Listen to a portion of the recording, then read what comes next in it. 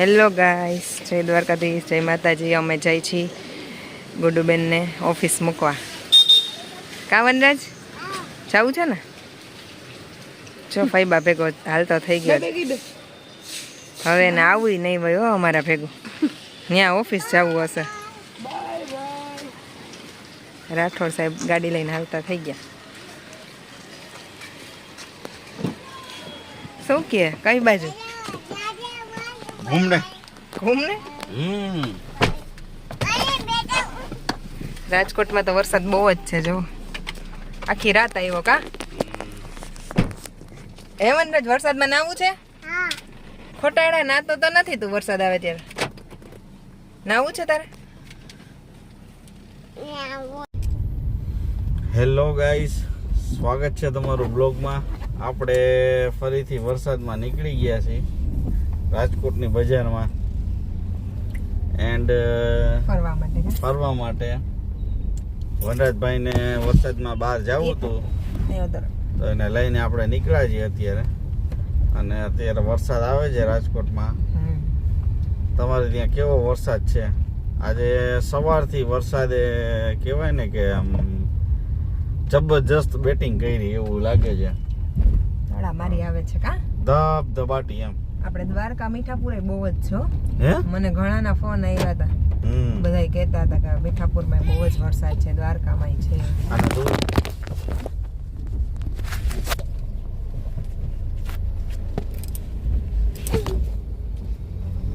આપણે છે ને, અને તારે છે ને આગળ બેસવું હોય તો તારે સીટ બેલ્ટ બાંધવો પડશે, કારણ કે છે ને હવે રાજકોટમાં નિયમ આવી ગયો. એવું છે? આગળ સીટ બેલ્ટ બાંધવાનો. હેલો ગાઈસ, ફાઇનલી અમારે આજે 500 સબસ્ક્રાઇબર થઈ ગયા છે, તો અમે નીકળી ગયા છીએ રાજકોટની શેર કરવા. એન્ડ અમારે માનસીબેન આજે અમારે 500 સબસ્ક્રાઇબર થઈ ગયા છે એટલે અમને એને એક નાનકડી એવી પાર્ટી આપે છે. તો અમે અત્યારે પહોંચ્યા છીએ રાજકોટના ઇન્દિરા સર્કલ પાસે. ઇન્દિરા સર્કલ થી લેફ્ટ સાઈડ વળીએ ને મિત્રો, તો અમે હવે ફાઇનલી જાય છીએ અત્યારે પીઝા ખાવા માટે. તો બન્યા રહેજો બ્લોગમાં. ત્યાં શું શું વેરાયટી છે અને શું શું અમે આજે ખાવાના છીએ એ તમને બતાવીશ. એન્ડ રાજકોટમાં કેવા જલસા હોય એ તમને બતાવું. બન્યા રહેજો બ્લોગમાં, ભૂલતા નહીં. Happy birthday. આ બે જો હેપી બર્થડે ભાઈ ભત્રીજો રમે છે.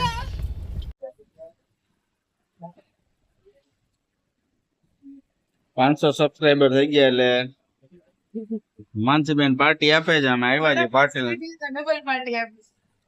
અમે આવ્યા છીએ પાર્ટી લેવા માટે.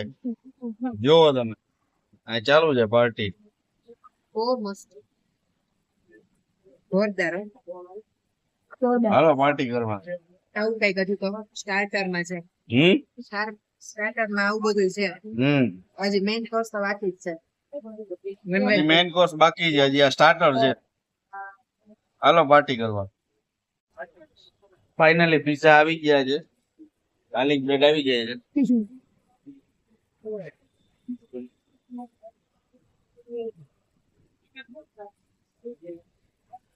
બહુ મસ્ત છે.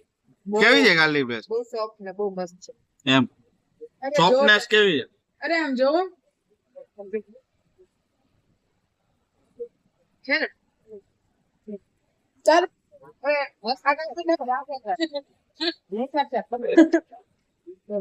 એકદમ સોફ્ટ હો ભાઈ.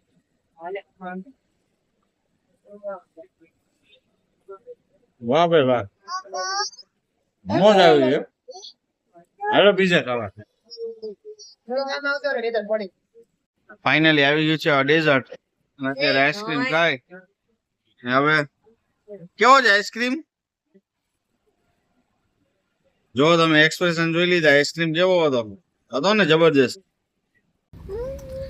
ફાઇનલી ગાઈઝ આપણે પીઝા કન્ટ્રીમાંથી પીઝા ખાઈને નીકળી ચૂક્યા છીએ. એન્ડ બહુ જબરજસ્ત પીઝા હતા અને આજની પાર્ટી બહુ જબરજસ્ત હતી. આ વનરાજને જો હજી નથી પતતું, ત્યાંથી પૂરી લેવડાવી મને. આ બધા મારે હમું જોતો હતો. બોલો કે આ ખાઉન્દ્રીની પૂરી લઈને જઈએ, આટલું ખાઈ લીધું તોય અલા આપણે પાણીપુરી ખાવા જઈને આપણે કોરીપુરી ન માંગીએ ભાઈ કોરીપુરી આપો તો એવી રીતે મારે પૂરી લઈને આવવું પડે. આ મારા બધા અમારી સામું જોવે. મને એવી શરમ આવતી હતી. છોકરાઓ એવા જોવે, નાના છોકરાઓ તો એવા પછી હું કે ઓલા ભાઈને હવે માર નથી ખાવ્યો મારે કેવી ઇન્સર્ટ થઈ જાય કે ના માર નથી ખાવી મમ્મી કે બોલો લે એમાં કઈ ન હોય. વનરાજ મજા આવી? બહુ મજા આવી? પિઝા ખાવાની બહુ મજા આવી? હા જો આ ઇન્સિડન્ટ યાદ આવ્યો. આમાં એક ઇન્સિડન્ટ આપણે અહીંયા જ આ જ જગ્યાએ ઓલા આપણે ચોમાસે આવ્યા હતા પિઝા ખાવા આ જ જગ્યાએ. ત્યારે ફૂલ વરસાદ હતો તમને ખબર હોય તો. આપણે ફૂલ હેવી તૈયાર થયા હતા અને આવ્યા હતા. અને આ અમારા ગુડુબેન નાઈટ ડ્રેસ માં આવ્યા હતા. બોલો બધા એની સામું જોતા હતા. આ લોકો ફૂલ તૈયાર થયેલા. હું નાઈટ ડ્રેસ માં. હા નાઈટ ડ્રેસ માં કેવું લાગે. અરે અમે કેટલું કીધું કે ભાઈ નાઈટ ડ્રેસ બદલાવ. ના મારે નાઈટ ડ્રેસ માં જવું છે. હું ગાડીની બહાર ઉતરીશ જ નહીં, ગાડીની બહાર જઈશ જ નહીં. અમારો પ્લાન નતો આવવાનો ત્યારે પણ ગુજુ બ્લોગર માનસીબેન પણ અમે તમને કીધું તું કે આપણે ક્યાંક આમ જાય. અમે બે તૈયાર થાય છે, તમે તૈયાર થઈ જાઓ. તો અમે તો શું તૈયાર એટલે મને એમ કે ખાલી આવી રીતના વરસાદ જોવા બહાર જવાનું હોય છે. એમ નહીં, અમે બે તૈયાર થઈને આવ્યા ને તો પોતે તો લેંગો ને ટી શર્ટ પહેર્યું. બોલો હા મેં એને કીધું કે હારા કપડા પહેર. વરસાદ આવી છે ગાડીની બહાર હું પગ જ નહીં મૂકું. વરસાદમાં ખોટા નવા કપડા બગડી જાય બરાબર. એટલે મેં કીધું ગાડીની બહાર હું કઈ પગ મૂકીશ જ નહીં. હા અને ત્યાં તો પહેલા અહીંયા જ ગાડી ઉભી રહી. તો પિઝા ખાવાનું નામ એનું. તો પછી તો થોડી ગાડીમાં રહેવાનું હોય પછી આમાં વાહ વાહ વાહ શું સુગંધ છે. તો કે વાહ વાહ વાહ શું સુગંધ છે. ત્યાં તો પોતી પેલા સીટમાં સ્ટાર્ટરમાં બધાય પોતે હો પેલા ભગવાન. આવા જ બમ જોઈ લ્યો ડ્રાઈવર જો. હાલો ડ્રાઈવર જવા દ્યો. આવા કિસ્સા યાદ કરી હાલો જવા દ્યો. આવા તમારા અમારા કિસ્સા સાંભળવા હોય ને તો કોમેન્ટ કરજો. ઘણા એવા કિસ્સા ઘણા અમે તમારી યારે શેર કરશું કા. હા અમે શેર કરશું. બાકી બ્લોગ માં બન્યા રહેજો ને બ્લોગ જોજો, લાઈક શેર ને કમેન્ટ કરવાનું ભૂલતા નહીં. અને હવે આજથી નવો ટાર્ગેટ છે શું 1000 સબસ્ક્રાઇબર. 1000 સબસ્ક્રાઇબર મિત્રો. હા એ તો કરવો જ પડશે હો, ફરજિયાત છે. આપણે 15 દિવસમાં 1000 સબસ્ક્રાઇબર કરવાના. થઈ જાય. બમ આ ભાઈ જો ગાડી હલાવે છે. એટલે ગાડી ઊભી છે પણ તોય ગાડી હલાવે છે. બાબા હાલે પૂરી. હા પૈડી પૂરી હું કરવી છે. હા રે હાલે.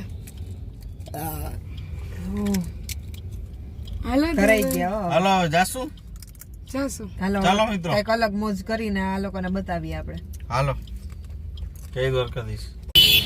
ગાડીમાં એમ વિચાર્યું હતું કે ઘરે જશું પણ ઘરે જવાનું હોય ને રસ્તામાં ઓલો દયા ભાભીનો સેલ જોયો તો એ લોકોને દયા ભાભીના સેલમાં જવું છે.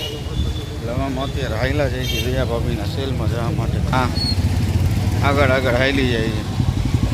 આવું છે શું નક્કી કરીને શું આ લોકોને કરવું હોય જોવા. મને કહે છે જોવા જાય છે. એવું બને કોઈ દી કે આ દયા ભાભીના સેલમાં જોવા જતા હોય ને જોવે.